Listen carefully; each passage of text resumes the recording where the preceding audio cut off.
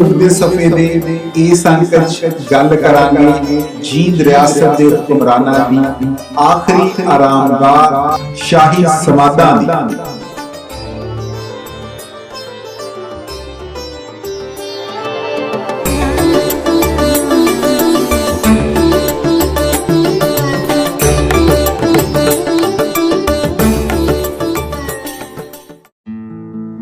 नानकियाना चौक वल दी आंदे होए नाभा गेट दाखल होण तो पहला खब्बे पासे गुंबदां दा एक समूह जिहा दिखाई दिंदा जिस नूं शाही समाधां दे नाल जाणिया जांदा। ਇਹ समाधां जींद रियासत दे शाही परिवार ਦੀ याद ਨੂੰ ਰਹਿੰਦੀ ਦੁਨੀਆ ਤੱਕ ਜਿਉਂਦਾ ਰੱਖਣ ਲਈ ਤਾਮੀਰ ਕਰਵਾਈਆਂ ਗਈਆਂ ਸਨ।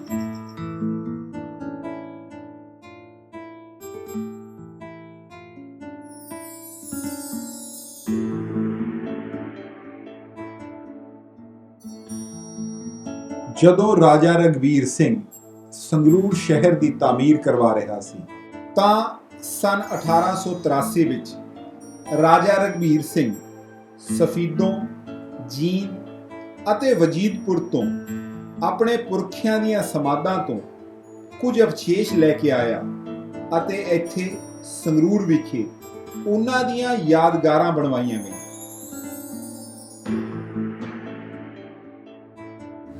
ਰਾਜਾ ਰਘਬੀਰ ਸਿੰਘ ਤੋਂ ਪਹਿਲਾਂ ਜਿੰਨੇ ਵੀ ਜੀਂਦ ਰਿਆਸਤ ਦੇ ਹੁਕਮਰਾਨ ਹੋਏ ਉਹਨਾਂ ਵਿੱਚੋਂ ਰਾਜਾ ਫਤਿਹ ਸਿੰਘ ਨੂੰ ਛੱਡ ਕੇ ਸਭ ਦੀ ਮੌਤ ਅਲੱਗ-ਅਲੱਗ ਜਗ੍ਹਾ ਤੇ ਹੋਈ। ਜੀਂਦ ਰਿਆਸਤ ਦੇ ਬਾਨੀ ਰਾਜਾ ਗਜਪਤ ਸਿੰਘ ਦੀ ਮੌਤ ਸਫੀਦੋਂ ਵਿਖੇ ਹੋਈ ਤੇ ਉੱਥੇ ਹੀ ਉਹਨਾਂ ਦੀ ਸਮਾਧ ਬਣਾਈ ਗਈ। ਬਾਅਦ ਵਿੱਚ ਰਾਜਾ ਰਘਬੀਰ ਸਿੰਘ ਨੇ ਜਦੋਂ ਇਹ ਸ਼ਾਹੀ ਸਮਾਧਾਂ ਤਾਮੀਰ ਕਰਵਾਈਆਂ ਤਾਂ ਉਹ ਰਾਜਾ ਗਜਪਤ ਸਿੰਘ ਦੀ ਸਮਾਧ ਤੋਂ ਉਹਨਾਂ ਦੇ ਅਵਸ਼ੇਸ਼ ਲੈ ਕੇ ਆਏ ਤੇ ਆ ਕੇ ਇੱਥੇ ਸੰਗਰੂਰ ਵਿਖੇ ਉਹਨਾਂ ਦੀ ਇਹ ਸਮਾਧ ਤਾਮੀਰ ਕਰਵਾਈ ਗਈ। ਰਾਜਾ ਗਜਪਤ ਸਿੰਘ ਦੀ ਮੌਤ ਤੋਂ ਬਾਅਦ ਰਾਜਾ ਭਾਗ ਸਿੰਘ ਜੀਂਦ ਦੀ ਰਾਜਗੱਦੀ ਤੇ ਬੈਠੇ ਤੇ ਸਨ 1818 ਵਿੱਚ ਜੀਂਦ ਵਿਖੇ ਹੀ ਭਾਗ ਸਿੰਘ ਦੀ ਮੌਤ ਹੋਈ। ਉਹਨਾਂ ਦੀ ਮੌਤ ਤੋਂ ਬਾਅਦ ਜੀਂਦ ਵਿਖੇ ਹੀ ਉਹਨਾਂ ਦਾ ਸੰਸਕਾਰ ਕੀਤਾ ਗਿਆ ਤੇ ਉੱਥੇ ਹੀ ਉਹਨਾਂ ਦੀ ਸਮਾਧ ਬਣਾਈ ਗਈ।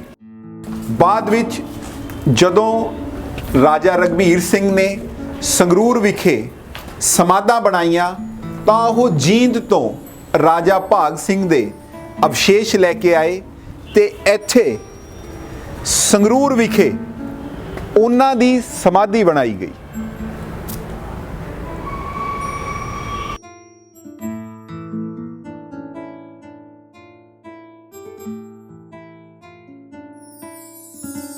ਇਹ ਦੋਵੇਂ ਸਮਾਧਾਂ ਰਾਜਾ ਫਤਿਹ ਸਿੰਘ ਤੇ ਰਾਜਾ ਸੰਗਤ ਸਿੰਘ ਦੀਆਂ ਜੋੜੇ ਦੇ ਰੂਪ 'ਚ ਬਣਾਈਆਂ ਗਈਆਂ ਨੇ। ਹਾਲਾਂਕਿ ਰਾਜਾ ਫਤਿਹ ਸਿੰਘ ਦੀ ਮੌਤ ਸੰਗਰੂਰ ਵਿਖੇ ਹੋਈ ਸੀ ਪਰ ਇੱਥੇ ਉਹਨਾਂ ਦੀ ਸਮਾਧ ਬਾਅਦ ਵਿੱਚ ਬਣਾਈ ਗਈ।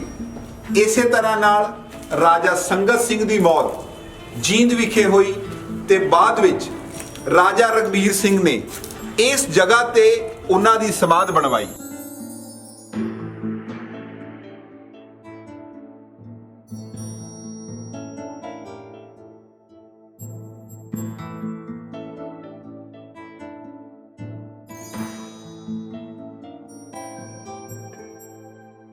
ਰਾਜਾ ਸਰੂਪ ਸਿੰਘ ਰਾਜਾ ਭਾਗ ਸਿੰਘ ਦੇ ਭਰਾ ਭੂਪ ਸਿੰਘ ਦਾ ਪੋਤਾ ਸੀ ਜਿਸ ਕੋਲੇ ਬਡਰੁੱਖਾਂ ਅਤੇ ਵਜੀਦਪੁਰ ਦੀ ਜਾਗੀਰ ਸੀ।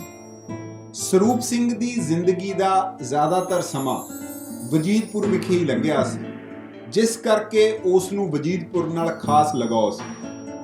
ਆਪਣੇ ਆਖਰੀ ਸਾਹ ਵੀ ਰਾਜਾ ਸਰੂਪ ਸਿੰਘ ਨੇ ਵਜੀਦਪੁਰ ਵਿਖੇ ਹੀ ਲਏ ਤੇ ਉੱਥੇ ਹੀ ਉਸ ਦੀ ਸਮਾਧ ਬਣਾਈ ਗਈ।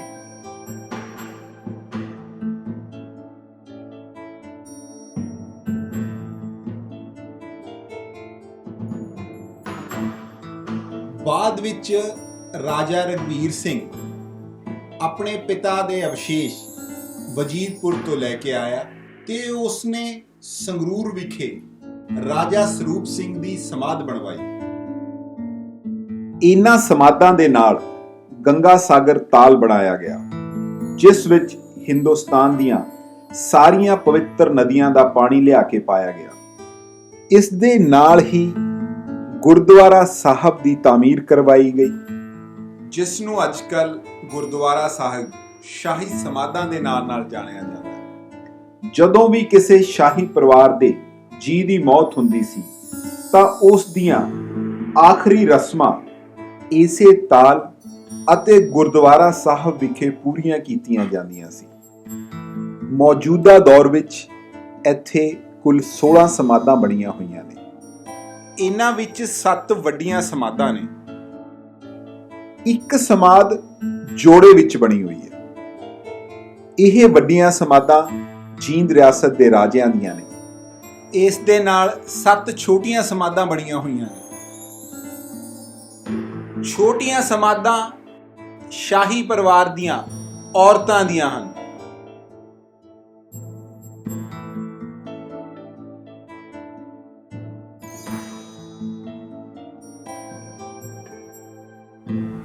ਜਿਸ ਸਮਾਧ ਵਿੱਚ ਅਸੀਂ ਖੜੇ ਹਾਂ, ਇਹ ਸਮਾਧ ਰਾਜਕੁਮਾਰੀ ਬਲਬੀਰ ਕੌਰ ਦੀ ਹੈ, ਜੋ ਕਿ ਟਿੱਕਾ ਬਲਬੀਰ ਸਿੰਘ ਦੀ ਲੜਕੀ ਸੀ।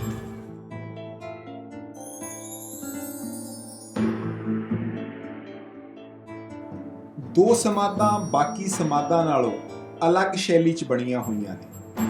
ਮਹਾਰਾਜਾ ਰਣਬੀਰ ਸਿੰਘ ਦੀ ਸਮਾਧ ਸਫੇਦ ਸੰਗਮਰਮਰ ਦੀ ਬਣੀ ਹੋਈ ਹੈ ਤੇ ਉਹਨਾਂ ਦੇ ਲੜਕੇ ਮਹਾਰਾਜਾ ਰਾਜਵੀਰ ਸਿੰਘ ਦੀ ਸਮਾਧ ਹਲਕੇ ਭੂਰੇ ਰੰਗ ਦੇ ਚਿਪਸ ਨਾਲ ਬਣਾਈ ਗਈ ਹੈ। ਜੀਂਦ ਰਿਆਸਤ ਦੇ ਹੁਕਮਰਾਨਾਂ ਦੀ ਸਮਾਧਾਂ ਬਾਰੇ ਜਦੋਂ ਅਸੀਂ ਖੋਜ ਕਰ ਰਹੇ ਸੀ ਤਾਂ ਸਾਡੀ ਇਹ ਖੋਜ ਸਾਨੂੰ ਹੁਸ਼ਿਆਰਪੁਰ ਲੈ ਗਈ, ਜਿੱਥੇ ਸੰਗਰੂਰ ਰਿਆਸਤ ਦੀ ਰਾਣੀ ਦੇ ਨਾਂ ਨਾਲ ਮਸ਼ਹੂਰ ਇੱਕ ਸਮਾਧ ਬਾਰੇ ਸਾਨੂੰ ਪਤਾ ਲੱਗਿਆ। ਹਾਲਾਂਕਿ ਇਸ ਗੱਲ ਦੇ ਇਤਿਹਾਸਿਕ ਤੱਥ ਜ਼ਿਆਦਾ ਮੌਜੂਦ ਨਹੀਂ, ਪਰ ਪ੍ਰਚਲਿਤ ਕਥਾ ਦੇ ਮੁਤਾਬਕ ਅਤੇ ਇਸ ਸਮਾਧ ਦੀ ਸ਼ੈਲੀ ਨੂੰ ਦੇਖ ਕੇ ਇਹ ਲੱਗਦਾ ਹੈ ਕਿ ਇਹ ਜੀਂਦ ਰਿਆਸਤ ਦੇ ਰਾਜ ਪਰਿਵਾਰ ਦੇ ਕਿਸੇ ਜੀ ਦੀ ਸਮਾਧ ਹੈ। ਹੁਸ਼ਿਆਰਪੁਰ ਦੇ ਪੁਰਾਣੇ ਲੋਕਾਂ ਤੋਂ ਮਿਲੀ ਜਾਣਕਾਰੀ ਮੁਤਾਬਕ ਰਾਜਾ ਸਰੂਪ ਸਿੰਘ ਦੀ ਰਾਣੀ ਜਵਾਲਾ ਜੀ ਦੇਵੀ ਤੇ ਮੱਥਾ ਟੇਕਣ ਜਾ ਰਹੀ ਸੀ। ਰਸਤੇ ਵਿੱਚ ਉਸ ਦੀ ਹੁਸ਼ਿਆਰਪੁਰ ਵਿਖੇ ਮੌਤ ਹੋ ਗਈ। ਬਾਅਦ ਵਿੱਚ ਰਾਜਾ ਸਰੂਪ ਸਿੰਘ ਨੇ ਇੱਥੇ ਹੀ ਉਸ ਦਾ ਸੰਸਕਾਰ ਕੀਤਾ ਤੇ ਇਸ ਜਗ੍ਹਾ ਉੱਪਰ ਉਸ ਦੀ ਸਮਾਧੀ ਬਣਾ ਦਿੱਤੀ ਗਈ। ਜੀਂਦ ਰਿਆਸਤ ਦੇ ਆਖਰੀ ਹੁਕਮਰਾਨ ਮਹਾਰਾਜਾ ਰਣਬੀਰ ਸਿੰਘ ਦੀ ਸੰਨ 1948 ਚ ਮੌਤ ਹੋਈ। ਉਹਨਾਂ ਦੀ ਮੌਤ ਤੋਂ ਬਾਅਦ ਸਫੇਦ ਸੰਗਮਰਮਰ ਨਾਲ ਉਹਨਾਂ ਦੀ ਇਹ ਸਮਾਧ ਤਾਮੀਰ ਕਰਵਾਈ ਗਈ।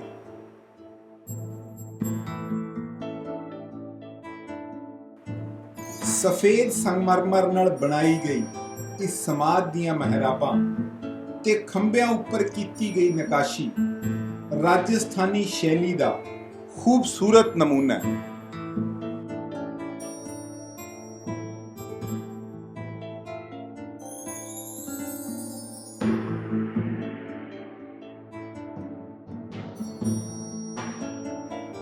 ਹਾਲਾਂਕਿ 1948 ਵਿੱਚ ਰਿਆਸਤਾਂ ਖਤਮ ਹੋ ਗਈਆਂ, ਪਰ ਮਹਾਰਾਜਾ ਰਣਬੀਰ ਸਿੰਘ ਦੀ ਮੌਤ ਤੋਂ ਬਾਅਦ ਉਹਨਾਂ ਦੇ ਵੱਡੇ ਲੜਕੇ ਰਾਜਵੀਰ ਸਿੰਘ ਦੀ ਤਾਜਪੋਸ਼ੀ ਹੋਈ ਤੇ ਉਹ ਆਖਰੀ ਹੁਕਮਰਾਨ ਸੀ ਜਿਨ੍ਹਾਂ ਦਾ ਸੰਸਕਾਰ ਇੱਥੇ ਕੀਤਾ ਗਿਆ ਤੇ ਉਹਨਾਂ ਦੀ ਸਮਾਧ ਬਣਾਈ ਗਈ।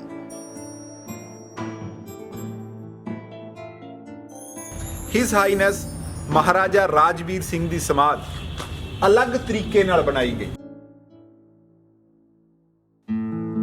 ਅੱਜ ਕੱਲ ਸਿਰਫ ਰਾਜਾ ਗਜਪਤ ਸਿੰਘ,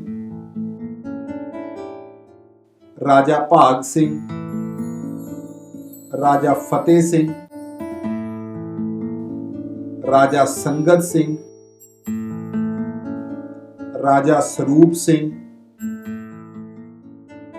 ਮਾਈ ਜੋਸ਼ਾ ਜੋ ਕਿ ਰਾਜਾ ਸਰੂਪ ਸਿੰਘ ਦੀ ਮਾਤਾ ਸੀ, ਬਲਬੀਰ ਕੌਰ ਜੋ ਕਿ ਟਿੱਕਾ ਬਲਬੀਰ ਸਿੰਘ ਦੀ ਲੜਕੀ ਸੀ, ਰਾਜਾ ਰਘਬੀਰ ਸਿੰਘ ਦੀ ਲੜਕੀ ਬਲਦੇਵ ਕੌਰ,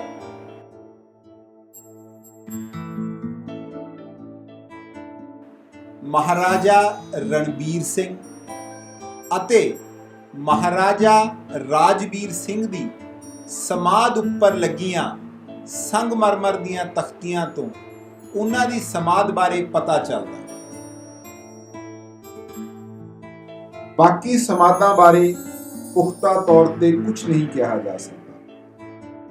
ਰਿਆਸਤਾਂ ਦੇ ਦੌਰ ਵਿੱਚ ਇਹਨਾਂ ਸਮਾਧਾਂ ਦਾ ਮੁੱਖ ਦਰਵਾਜ਼ਾ ਅੱਜ ਕੱਲ੍ਹ ਦੇ ਅਕਾਲ ਡਿਗਰੀ ਕਾਲਜ ਵੱਲ ਦੀ ਹੁੰਦਾ ਸੀ।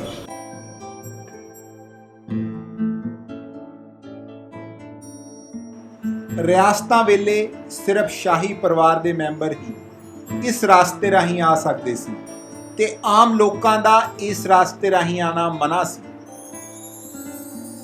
ਇਸ ਰਾਸਤੇ ਰਾਹੀਂ ਹੀ ਮ੍ਰਿਤਕ ਦੇਹ ਨੂੰ ਸੰਸਕਾਰ ਲਈ ਇੱਥੇ ਲਿਆਂਦਾ ਜਾਂਦਾ ਸੀ। ਇਹਨਾਂ ਸਮਾਧਾਂ ਦੀ ਤਾਮੀਰ ਨਾਗਰ ਸ਼ੈਲੀ 'ਚ ਹੋਈ ਹੋਈ ਹੈ।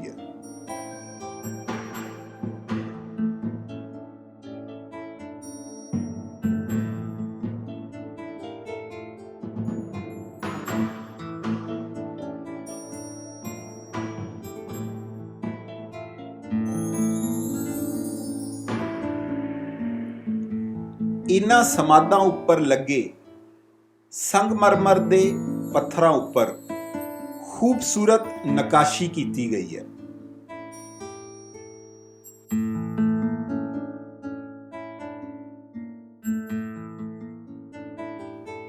ਰਾਜ ਘਰਾਣੇ ਦੇ ਮਰਦਾਂ ਅਤੇ ਔਰਤਾਂ ਦੀਆਂ ਸਮਾਧਾਂ ਵਿੱਚ ਜੋ ਫਰਕ ਹੈ ਉਹ ਸਮਾਧਾਂ ਉੱਪਰ ਲੱਗੇ ਇਹਨਾਂ ਪੱਥਰਾਂ ਤੋਂ ਸਾਫ਼ ਪਤਾ ਚੱਲਦਾ ਹੈ।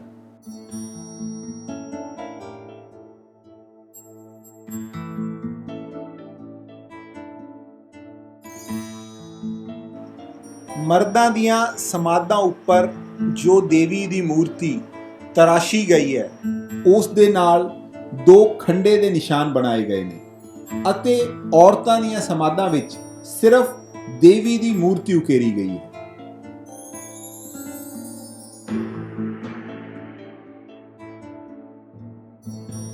ਇਹ ਸਮਾਧਾਂ ਖੂਬਸੂਰਤ ਫਰੈਸਕੋਸ ਅਤੇ ਮਿਊਰਲਸ ਨਾਲ ਸਜਾਈਆਂ ਹੋਈਆਂ ਨੇ।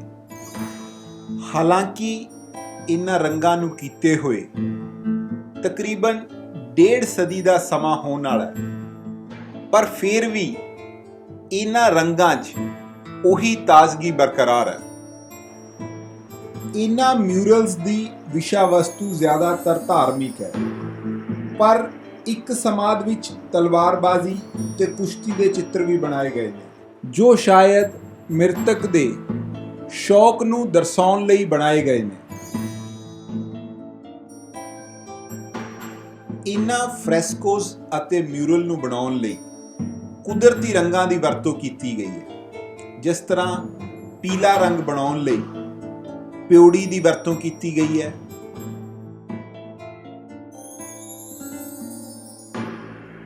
ਸਿੰਗਰਫ ਦੇ ਨਾਲ ਲਾਲ ਰੰਗ ਬਣਾਇਆ ਗਿਆ ਹੈ ਤੇ ਨੀਲੇ ਰੰਗ ਲਈ ਨੀਲ ਦੀ ਵਰਤੋਂ ਕੀਤੀ ਗਈ ਹੈ, ਜਿਸ ਕਰਕੇ ਇਹਨਾਂ ਦੇ ਰੰਗ ਅੱਜ ਵੀ ਪੂਰੀ ਤਰ੍ਹਾਂ ਨਾਲ ਜਾਨਦਾਰ ਜਾਪਦੇ ਨੇ।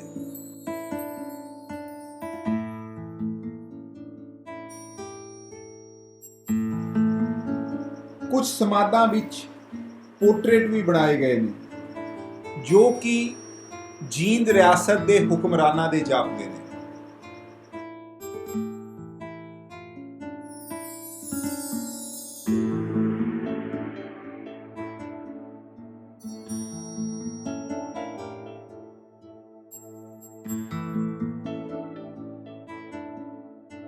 ਸਮਾਧਾਂ ਦੇ ਮੁੱਖ ਦਰਵਾਜ਼ੇ ਉੱਪਰ ਇਹ ਖੂਬਸੂਰਤ ਛਤਰੀਆਂ ਤਾਮੀਰ ਕਰਵਾਈਆਂ ਗਈਆਂ ਜਿਹੜੀਆਂ ਕਿ ਉਸ ਸਮੇਂ ਦੇ ਜੀਂਦ ਰਿਆਸਤ ਦੇ ਹੁਕਮਰਾਨਾਂ ਦੀ ਸ਼ਾਨੋ ਸ਼ੌਕਤ ਨੂੰ ਦਿਖਾਉਂਦੀਆਂ ਨੇ।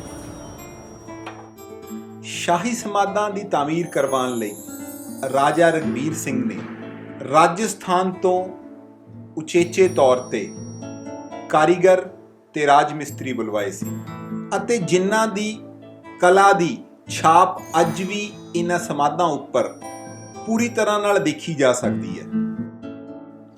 ਰਿਆਸਤਾਂ ਦੇ ਟੁੱਟਣ ਮਗਰੋਂ ਇਹਨਾਂ ਸਮਾਧਾਂ ਦਾ ਜੋ ਜਾਹੋ ਜਲਾਲ ਸੀ ਉਹ ਹੌਲੀ-ਹੌਲੀ ਖਤਮ ਹੁੰਦਾ ਗਿਆ ਤੇ ਇੱਕ ਸਮਾਂ ਇਹੋ ਜਿਹਾ ਵੀ ਆਇਆ ਜਦੋਂ ਇਹ ਸਮਾਧਾਂ ਬਿਲਕੁਲ ਖੰਡਰ ਦਾ ਰੂਪ ਧਾਰਨ ਕਰ ਚੁੱਕੀਆਂ ਸੀ। ਪਰ ਪਿਛਲੇ ਕੁਝ ਸਮੇਂ 'ਚ ਆਰਕੀਓਲੋਜੀਕਲ ਸਰਵੇ ਆਫ ਇੰਡੀਆ ਦੇ ਪ੍ਰਯਾਸਾਂ ਸਦਕਾ ਇਹ ਦੁਬਾਰ ਤੋਂ ਆਪਣੇ ਉਸੇ ਰੂਪ ਵਿੱਚ ਆ ਰਹੀਆਂ ਨੇ ਜਿਸ ਰੂਪ ਵਿੱਚ ਇਹ ਜੀਂਦ ਰਿਆਸਤ ਦੇ ਰਾਜ ਘਰਾਣੇ ਸਮੇਂ ਹੁੰਦੀਆਂ ਸੀ।